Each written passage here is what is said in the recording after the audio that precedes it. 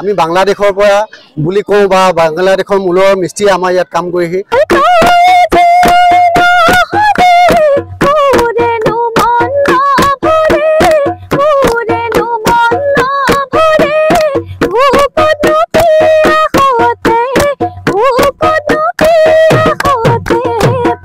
নমস্কাৰ সকলোকে অসকায় অসম অন্যতা ভিডিঅ'লৈ স্বাগতম জনালো। আজি মই উপস্থিত আছো তিনিচুকীয়া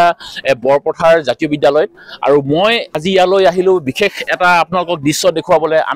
আমি সকলোৱে জানো যে ৰাইজে নখ জোকাৰিলে নৈ বয়, এই কথা আপোনালোকে সকলোৱে জানে, কিন্তু আজি মই আপোনালোকক ক'ম যে ৰাইজে নখ জোকাৰিলে নৈ বয় সেই কথাষাৰটো আছেই, কিন্তু লগতে মই আজি আপোনালোকক এই কথাই ক'ব বিচাৰিছো যে এজন ব্যক্তিয়ে নখ জোকাৰিলেও নৈ বয়, তাৰে এটা পৰিৱেশ মই আজি আপোনালোকক ইয়াত মই দেখুৱাবৰ কাৰণে চেষ্টা কৰিম। আপোনালোকে ইয়াত যে দেখিছে ইমানবিলাক যে ব্যক্তি, ইয়াত প্ৰায় ৭২ জন ব্যক্তি আছে, হয় ৭২ জন ব্যক্তি, আৰু এই ৭২ জন ব্যক্তিক এজন ব্যক্তিয়ে নখ জোকাৰি পেলাই তেওঁলোকক এটা কাম কৰিবৰ কাৰণে তেওঁলোকক সহায় কৰিছে, আৰু এজন ব্যক্তিয়ে কি ধৰণে তেওঁলোকক সহায় কৰিছে গোটেই পৰিৱেশখিনি মই আজি আপোনালোকক অকণমান দেখুৱাবৰ কাৰণে চেষ্টা কৰিম। আৰু সেই ৭২ জন ব্যক্তিক যিজন ব্যক্তিয়ে সহায় কৰিবৰ কাৰণে আগবাঢ়িছে সেইজন ব্যক্তিক আমি প্ৰথমতে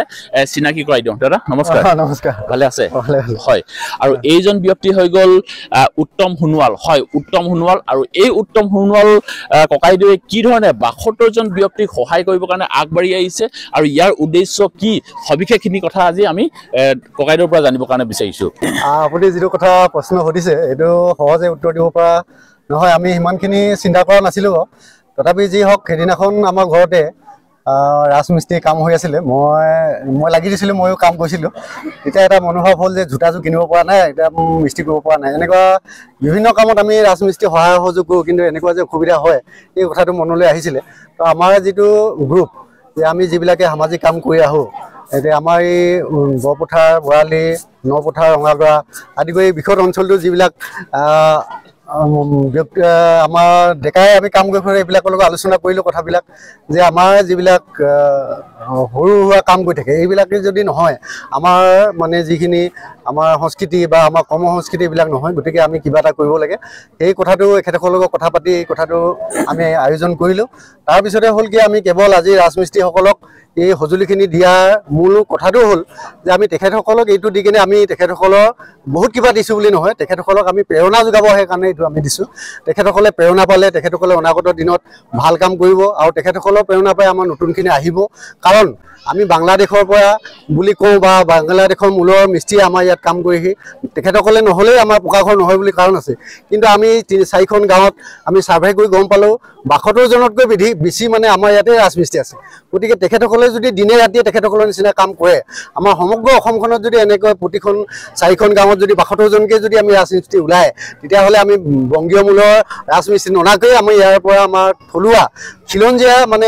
মানে আমাৰ অসমীয়া ৰাজমিস্ত্ৰী ওলাব। এই কথাটো যাতে আমি প্ৰকাশ কৰিবৰ কাৰণে, দেখুৱাবৰ কাৰণেহে আচলতে আমি তেখেতসকলক প্ৰেৰণা যোগাবৰ কাৰণে এইখিনি কৰিছোঁ। আমাৰ ইয়াৰ ডেকাবিলাকে অৰুণাচললৈকে কাম কৰে, আমাৰ ডেকাবিলাকে তিনিচুকীয়া ড্ৰেইন বনোৱাটো কাম কৰি আছে, আমি দেখি আহোঁ নিজে। তাৰ ইয়াৰ উপৰি ডিব্ৰুগড়লৈকে আমাৰ ইয়াৰ পৰা মিস্ত্ৰী ককাইদেউহঁতে কৰিছেগৈ। তো গতিকে আমাৰ ইয়াৰ পৰা বিভিন্ন প্ৰান্তলৈ কাম কৰিব গৈছে। তো তেখেতসকলকৰ প্ৰেৰণাহে পাইছোঁ আমি, সেইকাৰণে তেখেতসকলক আজি আমি গামোচা এখন দি শুভেচ্ছা জনাব পৰা নাই, আমি এই কিবা সৰুকৈ সঁজুলি এটা দি আমি ব্যৱস্থা কৰিছোঁ। ইয়াৰ মূলতে অকল মই অকলে দিছোঁ বুলি নহয়, সকলো ৰাইজৰ সহায় সহযোগিতা, আমাৰ যিসকল দাদা আছে তেখেতসকলৰ দিহা পৰামৰ্শত মই যথেষ্টখিনি বাৰু মই টকা পইচা অলপ সহায় কৰিছোঁ, বাকীখিনি সকলোৱে লাগি দিছে। তো গতিকে এইখিনিয়ে তেখেতসকলক প্ৰেৰণা পাওক বুলি আচলতে আজি আমি এইখিনি কাম কৰা হৈছে। অশেষ ধন্যবাদ থাকিল আপোনাক, আৰু মই আপোনাৰ পৰা মাইকটো লৈ লৈছোঁ। ইয়াতে মই এটা কথা আপোনালোকক ক'ব লাগিব যে পিছফালে আপোনালোকে দেখিছে যে উত্তম সোণোৱাল ফেন ক্লাব, হয় এওঁৰ নামত মানে ইয়াত এটা ফেন ক্লাব, গোটেই গাঁৱৰ ৰাইজে মিলি পেলাই এওঁৰ নামত এটা ফেন ক্লাব আজি ইয়াত তেওঁলোকে নামাকৰণ কৰিছে। আৰু এই নামাকৰণ কৰাৰ পাছত এই ককাইদেউৰ নামতে তেওঁলোকে ইয়াত ৭২ জন ব্যক্তিক, ইয়াত 4খন গাঁৱৰ তেওঁলোকে কৈছে যে 4খন গাঁৱৰ ব্যক্তিসকলক তেওঁলোকে বাছি লৈ পেলাই যিসকল ব্যক্তিয়ে ৰাজমিস্ত্ৰীৰ লগত জড়িত হৈছে তেওঁলোকক সাহস জনাবৰ কাৰণে তেওঁলোকে এনেকুৱা ধৰণৰ কাম কৰিছে। আৰু এটা বিশেষ কথা আপোনালোকক মই ইয়াত ক'ব লাগিব, ধৰক আমি যেতিয়া এটা ঘৰ নিৰ্মাণ কৰোঁ বা ঘৰ বনাওঁ, সেই ঘৰটো বনাবৰ কাৰণে আমি মিস্ত্ৰী ক'ৰ পৰা আনো আমি ধৰক বিহাৰী মানুহক আনিব লাগে বা আমি ধৰক আজিকালি মিয়াসকলক আমি আনিব লাগে বা বিভিন্ন ব্যক্তিসকলক আমি তেওঁলোকক আমি মিস্ত্ৰী কাম কৰিবৰ কাৰণে আমি তেওঁলোকক নিমন্ত্ৰণ কৰিব লাগে আৰু সেইবিলাকৰ যিটো দম্ভালি বা যিবিলাক ফুটনি থাকে সেইবিলাক দেখি কিন্তু আমাৰ সহ্য নহয় তথাপিও কিন্তু আমি আমাৰ যিহেতু ঘৰটো নিৰ্মাণ কৰিব লগা হয় যে সেইকাৰণে আমি তেওঁলোকৰ লগত তল পৰি হ'লেও আমি সেই তেনেকুৱা ধৰণৰ কামখিনি আমি কৰিবলৈ আমি বাধ্য হওঁ কিন্তু এতিয়া যিহেতু ধৰক এই ককাইদেউহঁতৰ সহযোগত বা তেওঁলোকৰ সহায়তে আজি তেওঁলোকে ধৰক ইমান এটা সুন্দৰ কাম কাজ তেওঁলোকে কৰি দেখুৱাবৰ কাৰণে চেষ্টা কৰিছে যে নিজৰ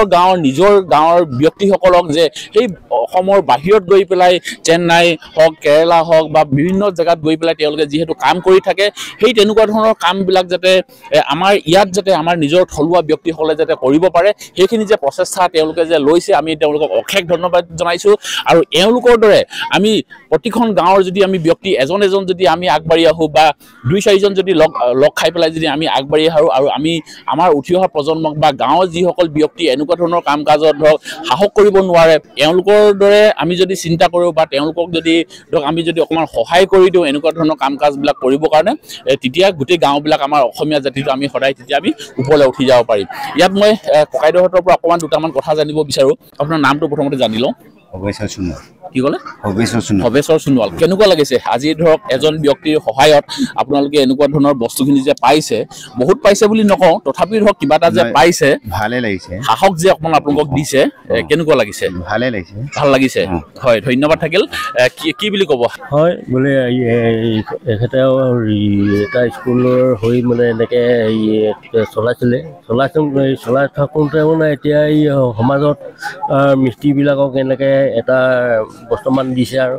এইটো মোক খুব ধন্যবাদ পাইছোঁ হয় ধন্যবাদ দিছোঁ ধন্যবাদ থাকিল হয় ককাইদেউ কিবা ক'ব মোৰ ক'বলগীয়া কি আছে এইবোৰ এতিয়া পাই মোৰ মনত বহুত আনন্দ লাগিছে যে ধৰক মই এতিয়া প্ৰত্যেকৰ ইয়াত 72জন ব্যক্তিটো মই ইয়াত ভাষ্য ল'ব নোৱাৰিম তথাপিও মই 2-4জনৰ পৰা ভাষ্যটো লৈ মই বুজাব বিচাৰিছোঁ যে তেওঁলোকে কিমান সুখী তেওঁলোকক বহুত বেছি কিবা দিয়া নাই কিন্তু যি অকণমান দিছে তেওঁলোকক সাহস দিছে মৰম দিছে চেনেহ দিছে আৰু এইখিনিৰ পৰাই তেওঁলোকে কামবিলাক কৰিবৰ কাৰণে তেওঁলোকে আগবাঢ়ি আহিছে খুব বেছি ভাল লাগিছে আৰু আপোনালোকেও আপোনালোকৰ মন্তব্য আপোনালোকে কমেণ্ট বক্সত আপোনালোকে জনাবৰ কাৰণে নাপাহৰিব আৰু আমিও আহকচোন আমি আমাৰ নিজৰ সমাজবিলাক আমি এই ধৰণে গঢ়িবৰ কাৰণে সদায় আমি চেষ্টা কৰোঁ কিবা এটা যদি আমি ভাল কাম কৰিবৰ কাৰণে যদি চেষ্টা কৰোঁ ইজনে সিজনক আমি সহায় কৰি পেলাই এখোজ আগবাঢ়ি যাবলৈ আমি সহায় কৰিব লাগে আৰু এই ধৰণে কামবিলাক আমি কৰিবৰ কাৰণে চেষ্টা কৰিব লাগে আৰু ইয়াৰ পাছত এতিয়া আমাৰ গীতৰ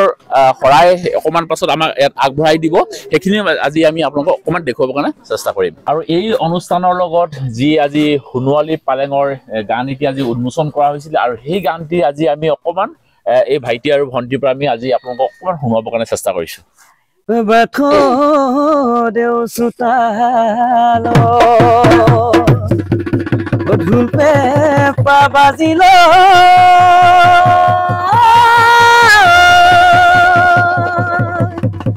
ধিনিকি টিহিতি কৰি ধিনিকি টিহিতি কৰি শুনোৱাৰ কছাৰী ওলাই জাকি মাৰি দীঘলকৈ উকিটো পাৰি ঐ ফুলৰে ঐ ভিতৰত গোলাপ ফুলৈ ধুনীয়া গোলাপ ফুলৈ ধুনীয়া নিচিঙি মই কিনিকি নিচিঙি মই কিনিকি থাকোঁ ঐ ছোৱালী ঐ ভিতৰত তয়ে যে ঐ ধুনীয়া তয়ে যে ঐ ধুনীয়া নেচাইনো মই কিনিকি নেচাইনো মই কিনিকি থাকোঁ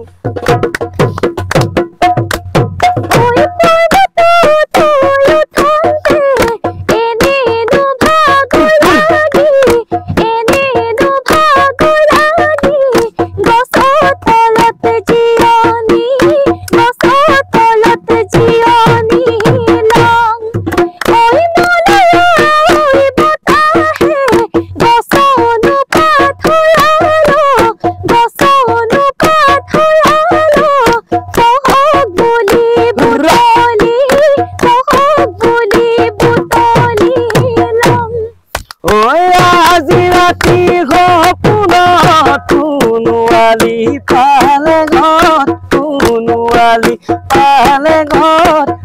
আমি দুয়ো সপোনত আমি দুয়ো সপোনত খেলং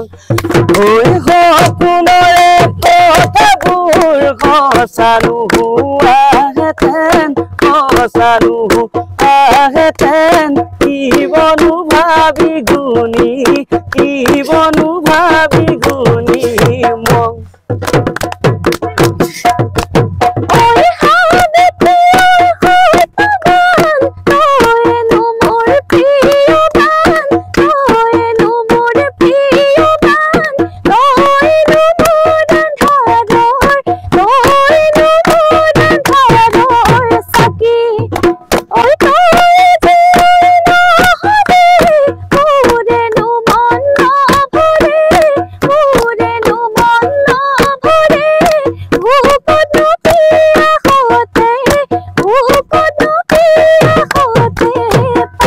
আপোনালোকক ইমান সুন্দৰকে ভাইটি আৰু ভণ্টিয়ে গীতটি অকণমান আপোনালোকক শুনোৱালে আৰু মই এওঁলোকৰ যি গান আজি উন্মোচন কৰা হ'ল সেই লিংকটো মই আজি আপোনালোকক ওপৰত দি দিছোঁ আপোনালোকে আশা কৰিছোঁ সেই লিংকটোত গৈ পেলাই আপোনালোকে গোটেই গানটি আপোনালোকে শুনিব বুলি আশা কৰিলোঁ আৰু ভিডিঅ'টো আজি আমি আপোনালোকক অকণমান তথ্য দিবৰ কাৰণে চেষ্টা কৰিলোঁ ভিডিঅ'টো আপোনালোকে কেনেকুৱা পালে জনাবৰ কাৰণে নাপাহৰিব আৰু ভিডিঅ'টো বৰ বেছি দীঘল নকৰি আজি ভিডিঅ'টো ইয়াতে সামৰণি মাৰিছোঁ অন্য এটা ভিডিঅ'ত অতি সোনকালে লগ পোৱাৰ প্ৰতিশ্ৰুতিৰে আজি এই ভিডিঅ'টো পাই বিদায় ল'লোঁ ধন্যবাদ থাকিল জয় অসম।